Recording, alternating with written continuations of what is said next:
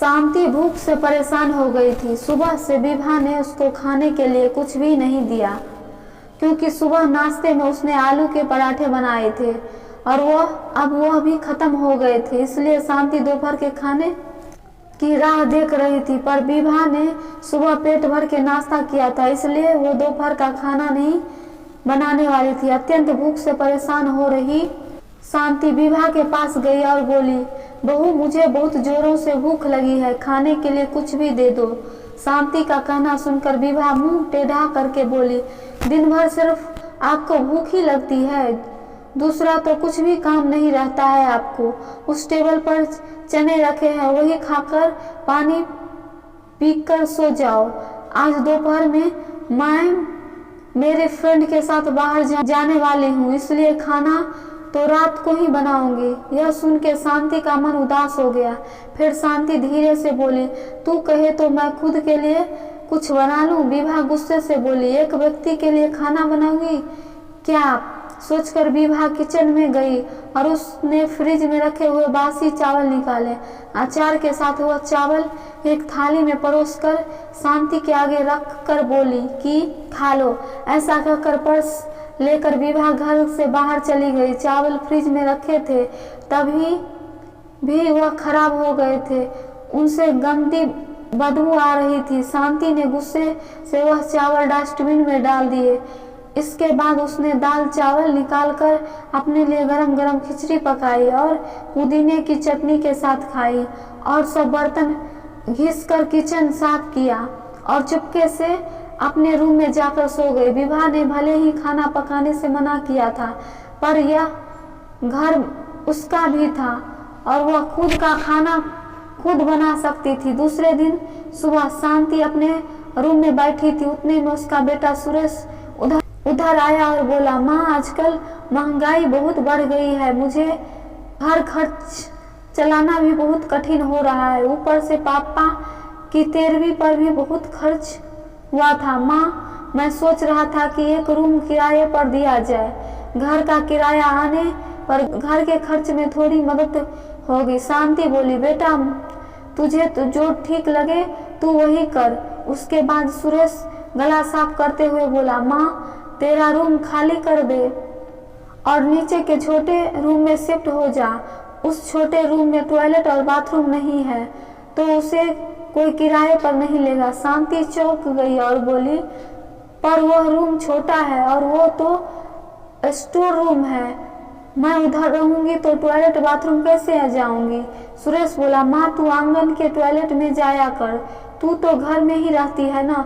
जिसको हम रूम किराए पर देने वाले हैं उसको तो सारी सुख सुविधा तो चाहिए ना। वैसे भी यह रूम भी बहुत बड़ा है, पापा के जाने के बाद तुझे इतने बड़े रूम की क्या जरूरत है। शांति कुछ क्षण शांत रही और सोचने लगी।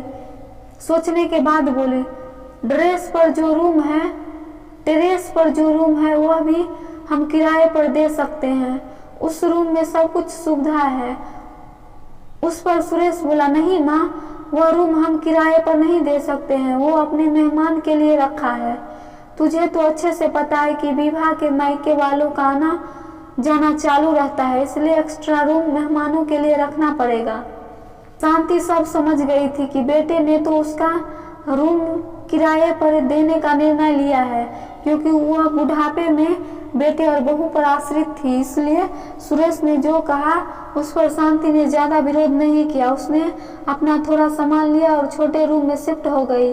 उधर पुराने छोटे रूम में उसका जी घुट रहा था, तब भी वहां उस रूम में दिन काट रही थी। नया किराएदार आया था, सब पहले जैसा चल रहा था। घर में आए हुए किराएदार का नाम अभय था, एक एनजीओ में काम करता था। वह रोज विभा और सुरेश शांति के साथ कैसा सलूक करते थे वह देखता था। वह देखकर उसको बहुत बुरा लग रहा था। धीरे धीरे शांति अभय को अपने बेटे जैसा मानने लगी। अभय भी आते जाते शांति का हालचाल पूछा करता, उसका ख्याल रखता था। सुरेश और विभा को शांति से कुछ लेना देना नहीं था। विभा बचा हुआ खाना उसको थाली में रखकर जाती और बेटा तो उसके तरफ देखता भी नहीं था। शांति तो पहले ही समझ चुकी थी कि उसका बेटा अब पहले जैसा नहीं रहा, वह बदल गया है। फिर भी वह आंखें बंद करके किसी पालतू पशु जैसे उस घर में रहती थी, क्योंकि बुढ़ापे में उसको दूसरा किसी का सहारा नहीं था। रोटी के 2 टुकड़े के लिए उसको उनके सहारे रहना पड़ रहा था। कभी कभी शांति को बहुत रोना आता था। शांति अभय को अपने मन की बातें बताने लगी। उसके पति की मौत बेटे की लापरवाही से हुई थी, पर वो ज्यादा नहीं बोल पा रही थी। जब पति काम पर जाते थे तब घर में हम दोनों को बहुत मान सम्मान मिलता था। अब वह काम करने में असमर्थ हो गए तब सुरेश को उन्होंने घर खर्च में मदद किया कर ऐसा कहा। यह बातें सुरेश के मन को बहुत लगी। जब तक पति घर चला रहे थे सुरेश अपने सब पैसे बचा लेता था, पर जब शर्म से और मजबूरी में उसको घर खर्च चलाना पड़ रहा था, धीरे धीरे माँ बाप का खर्च उसको बोझ लग रहा था।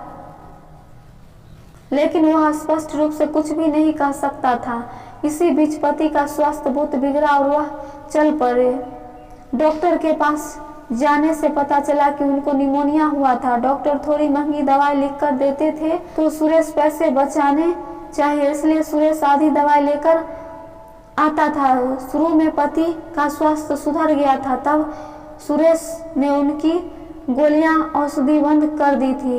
पति भी इन चीजों पर ज्यादा ध्यान नहीं देते थे, लेकिन एक रात में उन्हें सांस लेने में बहुत परेशानी हुई। शांति बहुत घबरा गई और वह भाग भाग के गई और सुरेश के कमरे का दरवाजा ठोकने लगी और कहने लगी कि पापा का स्वास्थ्य बहुत बिगड़ गया है, चल हम उन्हें डॉक्टर के पास लेकर जाते हैं। उस पर सुरेश बोला, माँ मुझे अब सोने दो, मुझे नींद आ रही है, हम सुबह पापा को डॉक्टर के पास लेकर जाएंगे। ऐसा कहकर उसने दरवाजा बंद कर लिया था।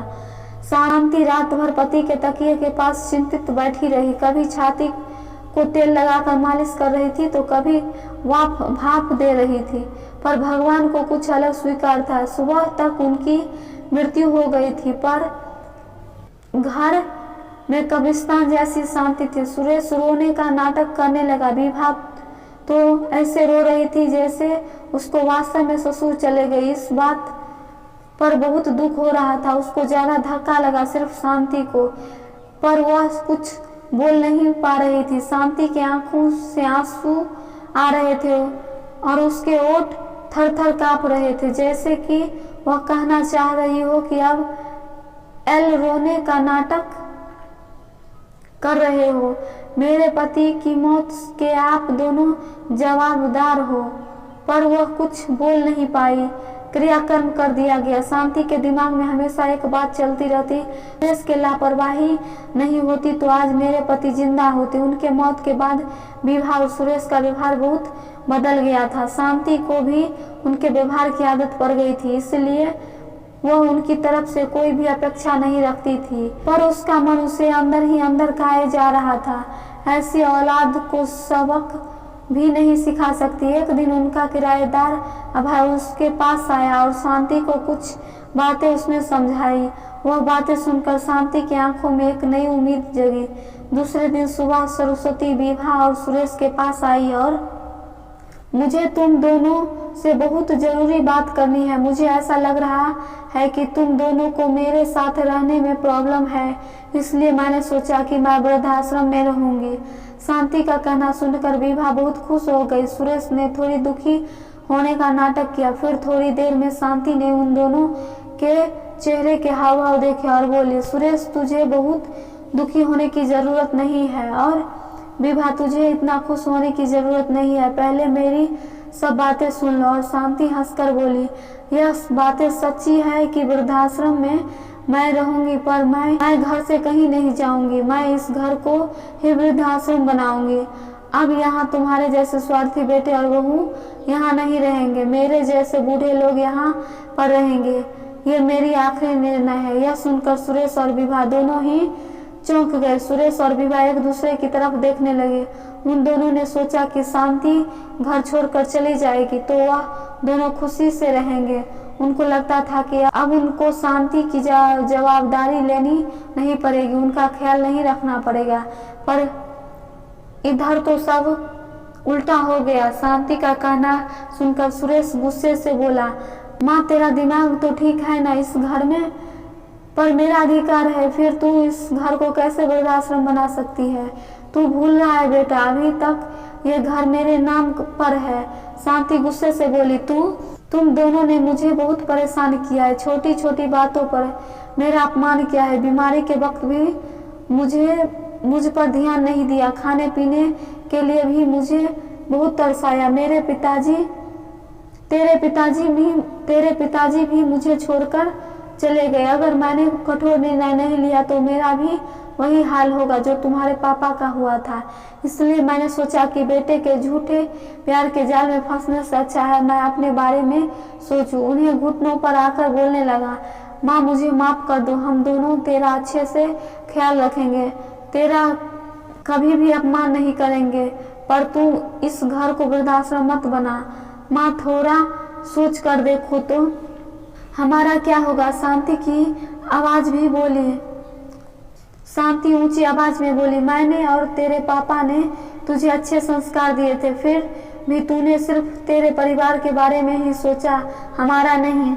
फिर मैं तेरा कैसे सोचूं? तू तेरे परिवार का सोच, मेरी चिंता मत कर और जल्द से जल्द ये घर छोड़कर चला जाए, क्योंकि इस घर में अब अच्छे लोग रहने आ रहे हैं।